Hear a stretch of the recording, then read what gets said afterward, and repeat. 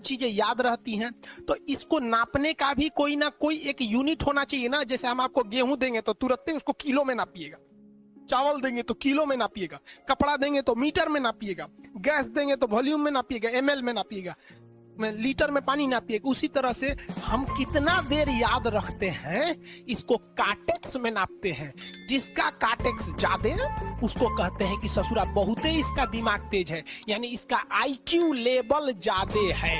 और जिसका काटेक्स यानी याद रखने की क्षमता कम है उसे कहते हैं कि इसका काटेक्स कम है, यानी आईक्यू लेवल इसका कम है। समझ में आ गया कि नहीं आ गया? किसी को दिक्कत? अब हम आपको एग्जांपल देते हैं। आपकी लाइफ में बहुत सारे टीचर आए, कुछ टीचर आपको नोट्स खोल के पढ़ाते हैं। कोनो किताब उताब नहीं है जी? यहाँ कोनो किताबें ना है, एक खाता बुक वे देना यहाँ, इसी को समझा देते।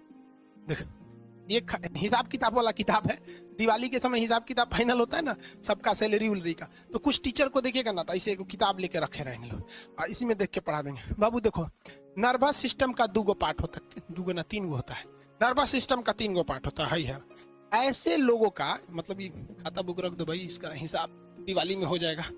तो ये ऐसे लोगों का इस आईक्यू लेवल कम है। लेकिन कुछ लोगों को देखेंगे आप, उनको किताब उताब से मतलब नहीं होता।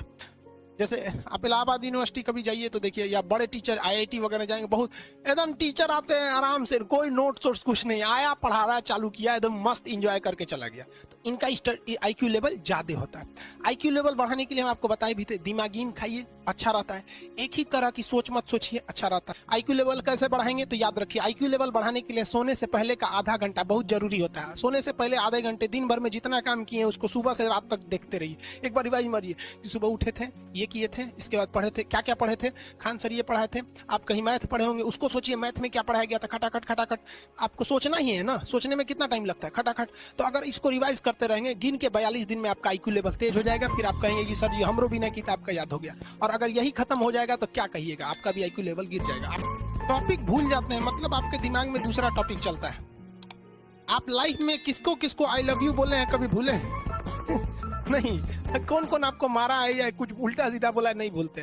रीजन क्या? आप कितनी बार किसी चीज को रिवाइज मारते हैं। 21 दिन के अंदर अगर आपका दिमाग कभी किसी चीज को रिवाइज मार दिया ना, तो फिर वो भूलने नहीं देगा अगले 2 महीने तक। यानी हर 21 दिन पे उसको रिवाइज मारते रहिए, मारते रहिए, मारते। और अगर हर 7 दिन पे मारेंगे ना तो वो एकदम फिक्स हो जाएगा, एकदम फिक्स हो जाएगा। हम लोग को क्या है भैया, दिन रात पढ़ाते पढ़ाते पढ़ाते पढ़ाते आदमी पगला जाता है। इसलिए अब कोई नींद में भी पूछेगा, खान सर स्वायत्त तंत्रिका तत्व किसे कहेंगे? स्वायत्त में कुछ नहीं आएगा, ये आ जाएगा आपका सिंपैथेटिक और पैरासिम्पैथेटिक, बस यही आ जाएगा। क्यों इतना जल्दी जल्दी जल्दी जल्दी रिवाइज मारा आदमी कि ये हमारा सब कॉन्शियस माइंड में घुस गया है। सब कॉन्शियस, देखिए कॉन्शियस माइंड उसे कहते हैं जिस पर हमारा कंट्रोल रहता है।